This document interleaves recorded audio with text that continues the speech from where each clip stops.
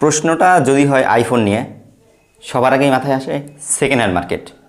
হ্যাঁ, অ্যারাউন্ড 40,000 টাকার কাছাকাছি দাম এটার।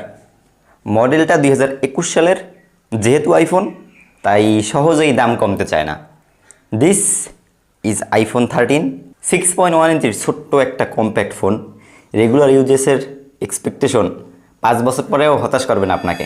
তবে করতেও পারে যদি সেকেন্ড হ্যান্ড মার্কেট থেকে দেখে শুনে বুঝে একটা ভালো আইফোন কিনতে না পারেন। এসএমএস গ্যাজেট বরিশাল ব্রাঞ্চে আসছে বেশ অনেক দিন হয়, যেখান থেকেই আমি মূলত আইফোন 13টা আনছি। অলমোস্ট 1 সপ্তাহ ধরে এই ফোনটা আমি ব্যবহার করতেছি। Battery condition, camera, display, hardware জনিত ইস্যু মোটামুটি অল এভরিথিং ওকে। সাইড ফ্রেমে কিছুটা স্ক্র্যাচ আছে, হ্যাঁ দেখেই বোঝা যাচ্ছে এটা একটা ইউজড ফোন। রিফাবলিশড ফোন হলে অবশ্যই চেঞ্জ করা থাকতো, সেক্ষেত্রে কন্ডিশন 100% ফ্রেশ। আপনারা অনেকেই 100% ফ্রেশ চান, যে একটু দাগটা কাছে এইসব ফোন আমরা কিনবো না। ওই ফোনগুলোই হয় মূলত রিফাবলিশড, কারণ 5-6 বছর আগের একটা ফোন কীভাবে আপনি অরিজিনাল কোয়ালিটি পাবেন। বিবি পুকুর পার সৈয়দ ইমানি টাওয়ার, 3rd ফ্লোরে এসএমএস গ্যাজেট বরিশাল ব্রাঞ্চের আউটলেট, যেখানে আইফোন 13 সহ অল মডেলের সেকেন্ড হ্যান্ড আইফোন, নতুন যে কোনো ব্র্যান্ডের স্মার্টফোন সহ মাল্টিপল ডিভাইস অ্যাভেলেবেল আছে। আর কয়েকদিন ধরে আপনারা কমপ্লেন করতেছেন বরিশাল থেকে আইফোন কিনবো, ট্রাস্টেড কোনো শপ পাচ্ছি না। সো ডেফিনেটলি এসএমএস গ্যাজেটে চেক আউট করবেন। আর কোনো সমস্যা হলে অবশ্যই আমার ডিসক্রিপশনে দেওয়া গ্রুপের লিঙ্কটে ক্লিক করে ওইখানে একটা পোস্ট করবেন, ভাই এই সমস্যাটা হয়েছে। অলরাইট, ইউজড ফোনগুলোর রিভিউর ক্ষেত্রে আসলে এক্স্যাক্টলি সবার ক্ষেত্রে একই হবে না। আমি যেটা ব্যবহার করতেছি, ব্যাটারি হেলথ আছে 88%, মোটামুটি ফোনটা ওকে লেভেলের। ডিসপ্লে চেঞ্জ নাই, ক্যামেরা চেঞ্জ নাই, charging, speaker, haptic, calling, network সব কিছুই ওকে। তবে আপনি এমন একটা ফোন কিনলেন যেই ফোনটাতে ধরেন ব্যাটারি হেলথ আছে 90%, আমার এটার থেকে বেশি, কিন্তু চার্জ এটা থেকে কম থাকে। সেক্ষেত্রে আমি যেভাবে বলবো যে ব্যাটারি ব্যাকআপ 5-6 ঘন্টা পান, সো আপনি কিন্তু এইভাবে পেলেন না। ডিসপ্লেটা যদি এক্সপিরিয়েন্স চেঞ্জ করা হয় তাহলে বলবেন ভাই আপনি কি বলছেন, আপনার সাথে কিছু মেলে না। সো সেকেন্ড হ্যান্ড মার্কেট থেকে যেসব ফোনগুলো আপনারা কিনবেন, সো এক একটার এক এক কন্ডিশন হবে। সো রিভিউর ক্ষেত্রে আমাদের বেশ কিছু জিনিস মাথায় রেখে ভিডিও করতে হয়। যেমন ইউজড ফোনে মোস্টলি সমস্যাটা হয় যায় ব্যাটারি নিয়ে। আইফোন 13 এইটাতে অ্যারাউন্ড আপনার 2800 mAh মতো ব্যাটারি আছে, যেটা কিন্তু যথেষ্ট কম এই 2026 সালে এসে। তার ভিতরে যদি আপনারা multiple apps, heavy using, outdoor, mobile data থেকে ব্যবহার করেন, অ্যারাউন্ড প্রত্যেক দিন ব্যবহারের ক্ষেত্রে দেখা যায় 4.5 থেকে 5 ঘন্টা আমি পাই, যেখানে গেমিং করি টুকটাক, বিশেষ করে মোবাইল ডাটা ইউজ করতেছি রবি সিমে এইটা কয়েকদিন ধরে। তার ভিতরে ফেসবুক, ইউটিউব একেবারে রেগুলার ইউজারের মতো। তার পাশাপাশি ক্যামেরা ওপেন করে আপনাদের জন্য পিকচার স্যাম্পলগুলো তোলা হয়। এই ক্ষেত্রে মোটামুটি এইটার ব্যাটারি ব্যাকআপ আমি ভালো পাইছি। হ্যাঁ, 2800 mAh ব্যাটারি অনুযায়ী যেরকম এক্সপেক্ট করবেন সেরকম পাবেন। অনেকে আছে কম দামি একটা অ্যান্ড্রয়েড ফোন চালান, তারপরে আপনারা গিয়ে একটা সেকেন্ড হ্যান্ড মার্কেট থেকে আইফোন কেনেন 12, 13, তারপরে বলেন ব্যাটারি ব্যাকআপ খারাপ। তবে এজ এ আইফোন আপনি ব্যাটারি ইমেজ যদি কম্পেয়ার করেন তাহলে দেখবেন যে মোটামুটি ঠিক আছে। তার ভিতরে যদি কম্পেয়ার করেন সেটা 4 থেকে 5 বছর আগের একটা মডেল। তবে অ্যাপেলের সবচেয়ে ভালো বিষয়টা হচ্ছে তারা লং টাইমে মোটামুটি সফটওয়্যার আপডেট দিয়ে থাকে। আইফোন 13 বর্তমান চলতেছে আপনার iOS 26, এইটাতে অলমোস্ট 5টা আপডেট চলে আসছে। সাধারণত দেখা যায় আইফোন 11 যেটা, ওইটাতে আপনার 7টা iOS আপডেট পাইছে। তো সেক্ষেত্রে আইফোন 13-এ 5টা হয়েছে, আরও 2টা আসবে। তবে আমার মনে হয় 8-9 বছরও দিতে পারে। iOS 26, 27, 28, 29 পর্যন্ত 13 যেতে পারে। আর তার পাশাপাশি লং টাইম ইউজেসের ক্ষেত্রে পারফরমেন্সে কিছুটা ইস্যু হতে পারে। যেমন এটাতে থাকছে কিন্তু আপনার A15 বায়োনিক চিপ, এটার স্টোরেজে থাকছে শুধুমাত্র 4GB র্যাম। আইফোন 13-এ আপনারা জানেন 4GB র্যাম ব্যবহার করা হয়েছে। সো 4GB র্যামটা কিন্তু যথেষ্টই কম। 2026 সালে যে পরিমাণে অ্যাপস, ChatGPT যদি ইউজ করেন সেখানে হিউজ পরিমাণে র্যাম লাগে। গেমিংয়ের ক্ষেত্রে আপনি ক্যামেরা ইউজ করবেন, তার পাশাপাশি আরও দুই একটা অ্যাপস করলে মোটামুটি ফোনটা ল্যাগ, হ্যাং এরকম মারতে পারে। সো আইফোন ইউজ করতে যেয়ে আমি মূলত বেশ কিছু ল্যাগের দেখা পাইছি।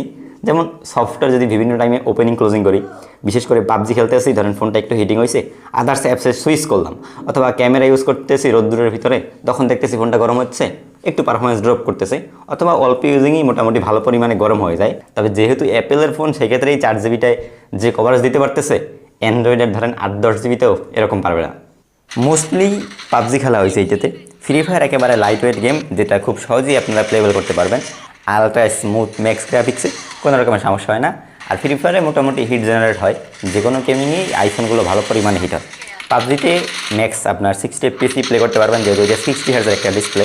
সো এখান থেকে আপনার TDM, রেগুলার ম্যাচেসে ওইরকম ল্যাগ পাওয়া যায় না, কারণ এগুলো হচ্ছে গিয়ে সার্ভাইভাল টাইপের গেম।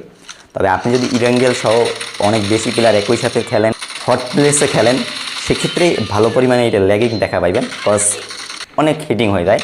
44-45 ডিগ্রি ইজিলি কভার করে। নর্মালি আপনার আইফোন 17 সিরিজের হিটিং দেখবেন হিউজ, অথবা আমাদের স্যামসাং আছে, স্যামসাংয়ের ডিভাইসগুলো অনেক পরিমাণে গরম হয়। আর আইফোনের যে কোনো মডেলই প্রচুর পরিমাণে গেমিং ক্ষেত্রে গরম হয়। সো যারা আর কি একেবারে সেই লেভেলে একটা গেমিং করতে চান, গেমিংয়ের পারফরমেন্স অথবা লাইভ স্ট্রিমিং এইসব কাজ করবেন, আমার মনে হয় 13 সিরিজটা অ্যাভয়েড করাই ভালো।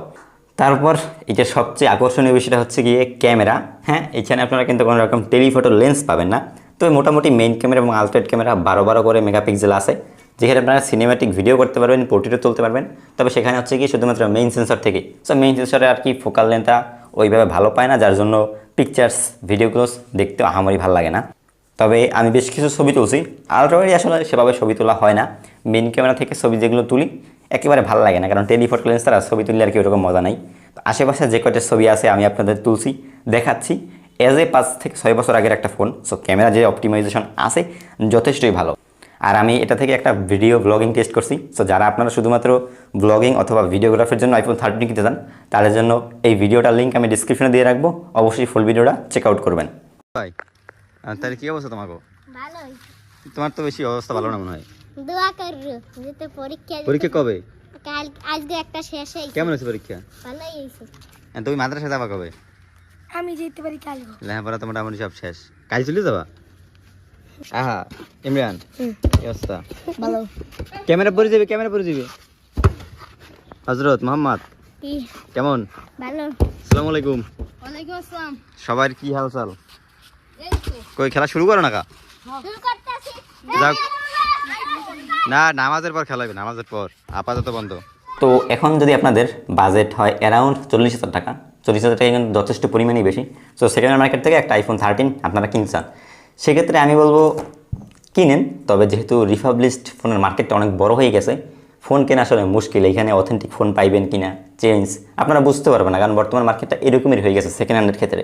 সো একটু ভালোভাবে দেখে শুনে কিনবেন, এসএমএস গাজার থেকে কেনেন অথবা আদার্স যে কোনো দোকান থেকে কেনেন। আর অ্যারাউন্ড 40,000 টাকায় যেহেতু 13টা বর্তমানে পাওয়া যাচ্ছে, সো এই বাজার সেগমেন্টে আপনি অ্যান্ড্রয়েডে যদি কম্পেয়ার করেন তাহলে স্যামসাং S23টাও কিন্তু পাওয়া যায়। তবে এই দুইটার ভিতরে যদি আমার কম্পেয়ার করতে বলেন তাহলে অবশ্যই আমি S23টাকে এগিয়ে রাখবো, সব দিক থেকে এটা বেটার আছে বর্তমানে। তবে এইটাতে ভাই যে গ্রিন লাইন ইস্যুস, সো এই জন্যই আমি শুধুমাত্র আপনাদেরকে সাজেশন করতে পারি, না হলে বলতাম ভাই চোখ বন্ধ করে আপনারা S23 নিয়ে নেন ওভার আইফোন 13।